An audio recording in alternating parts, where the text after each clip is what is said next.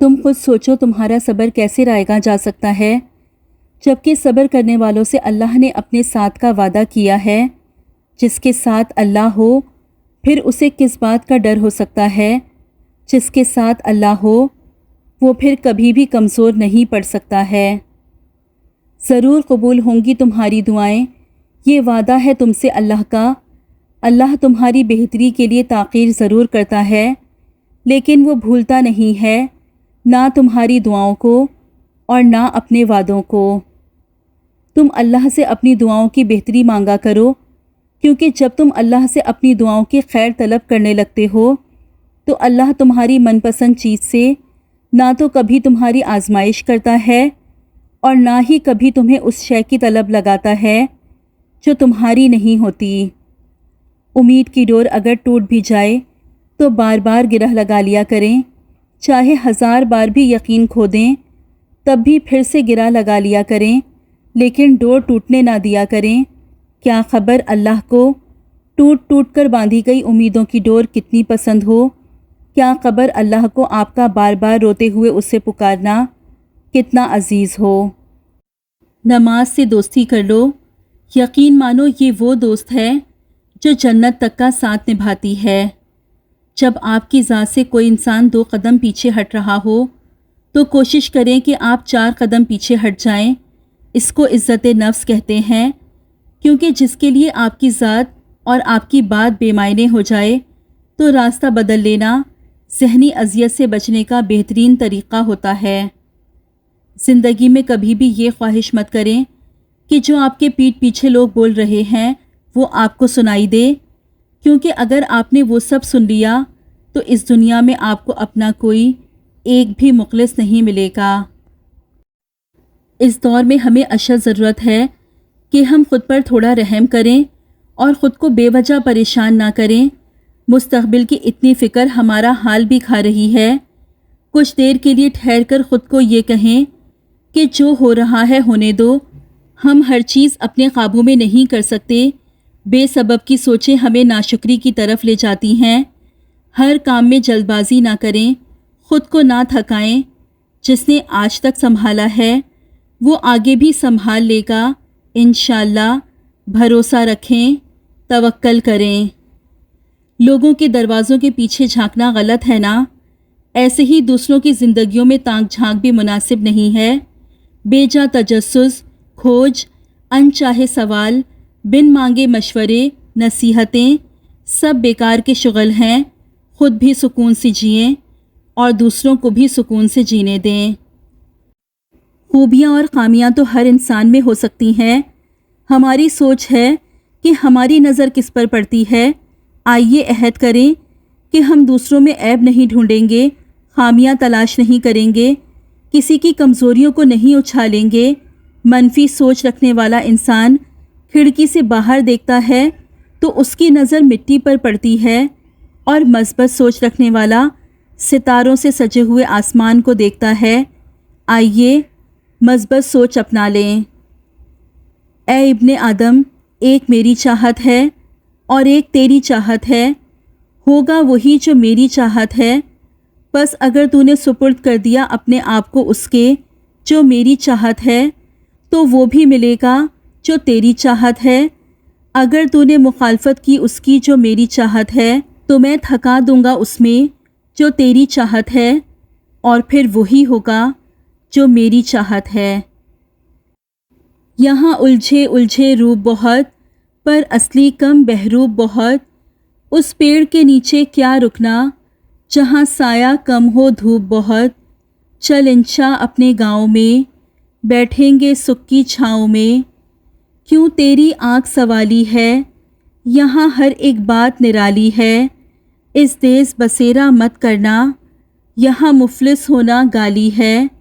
چل انشا اپنے گاؤں میں، بیٹھیں گے سکھ کی چھاؤں میں۔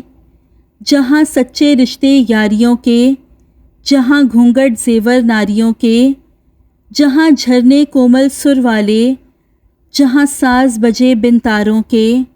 چل انشا اپنے گاؤں میں، بیٹھیں گے سکھ کی چھاؤں میں۔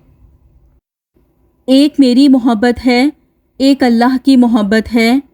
میں اس کی عبادت کرتی ہوں، یہ میری محبت ہے۔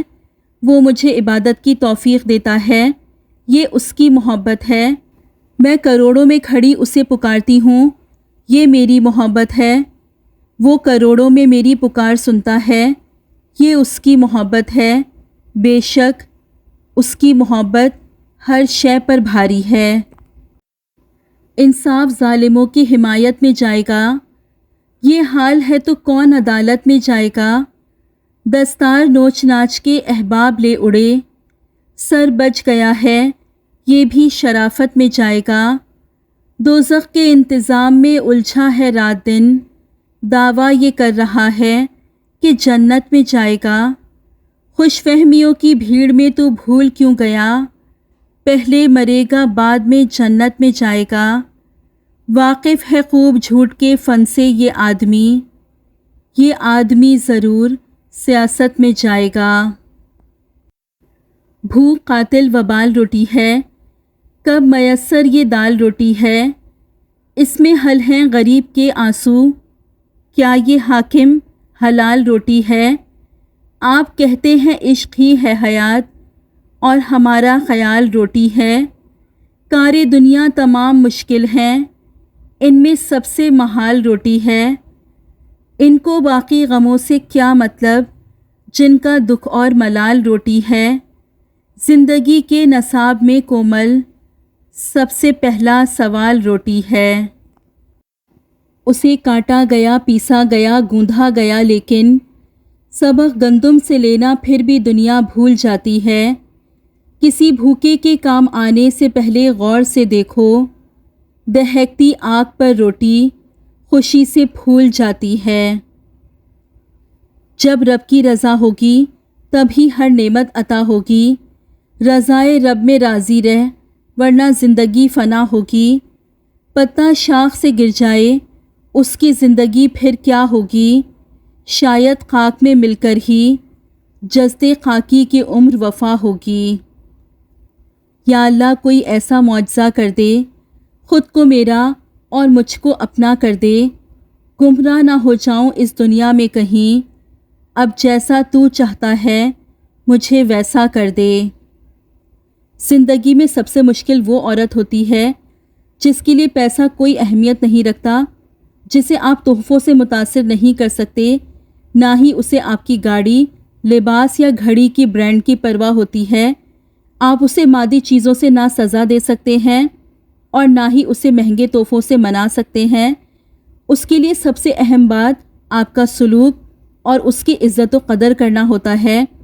جب مشکل وقت آتا ہے تو کیا آپ اس کے ساتھ ہوتے ہیں یا نہیں؟ کیا آپ نے اسے لوگوں پر ترجیح دی یا کسی اور کو اس پر فوقیت دی؟ کیا آپ نے اس کا دل جیتا یا توڑا؟ جب اسے آپ کی ضرورت تھی تو آپ کہاں تھے؟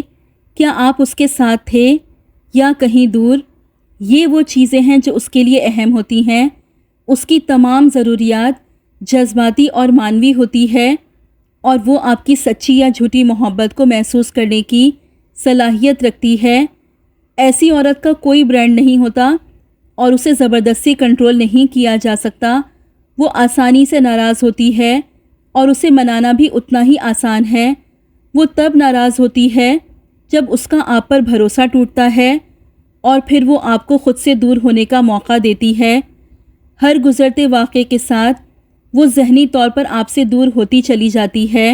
پھر ایک دن آپ خود کو اس کے سامنے اجنبی محسوس کرتے ہیں۔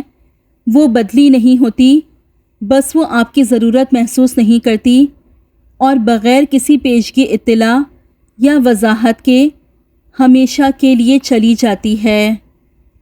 سمجھدار انسان جب رشتے نبھانا بند کر دے تو سمجھ لینا اس کی عزت نفس کو شدید گہری ٹھیس پہنچی ہے۔ جس طرح بیٹیوں کو سکھاتے ہیں کہ بیٹی خاوند جھڑک لے تو صبر کرنا، برداشت کرنا، اپنا گھر خراب نہ کرنا، اسی طرح بیٹوں کو بھی سکھائیں کہ بیٹا تمہاری بیوی اپنے ماں باپ کے جگر کا ٹکڑا ہے، جو انہوں نے تم پر اعتبار کر کے تمہارے حوالے کیا ہے۔ اگر کوئی بات اچھی نہ لگے تو صبر کرنا، اسے کوئی تکلیف نہ پہنچانا۔ جب بچی تھی تو اکثر کھلونے ٹوٹ جاتے تھے، میرے رونے پہ ماں آ کر کھلونے جوڑ دیتی تھی۔ سنا ہے ماں سے بھی بڑھ کر تجھے الفت ہے بندوں سے، تو آ کے جوڑ دے یا رب، میں خود کو توڑ بیٹھی ہوں۔ جانتے ہو کون سے 3 خاص عمل ہیں جو تمہاری دعاؤں پر اللہ سے کن کہلوا ہی لیتے ہیں؟ یاد رکھو، جب تم دوسروں کے سکھ کی دعا کرتے ہو تو اللہ کے فرشتے اللہ سے تمہارے سکھ کی دعا کرتے ہیں۔ جب تم کسی کے راستے سے پتھر اٹھاتے ہو تو تمہارے راستے کا پتھر بھی اٹھا لیا جاتا ہے۔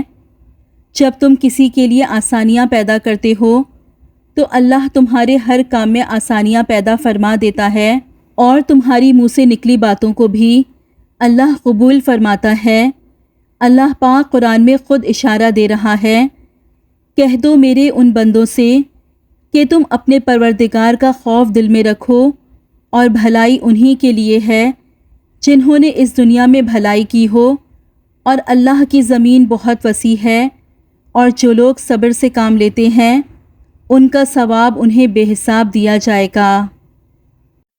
وہی تو میرا اللہ ہے جسے میں نے حالت مرض میں پکارا تو شفا دے دی، بھوک میں پکارا تو غذا دے دی، پیاس میں پکارا تو پانی پلا دیا، ذلت میں پکارا تو عزت دے دی، جہالت میں پکارا تو نور مصطفیٰ صلی اللہ علیہ وآلہ وسلم سے نواز دیا، راہ میں بھٹک گئی تو راستہ دکھا دیا، غربت میں پکارا تو غنی کر دیا۔ اے اللہ، تو معاف کرنے والا اور معافی کو پسند کرنے والا ہے، ہم سب کو معاف کر دے اور ہم سب کو بخش دے، آمین ثم آمین یا رب العالمین۔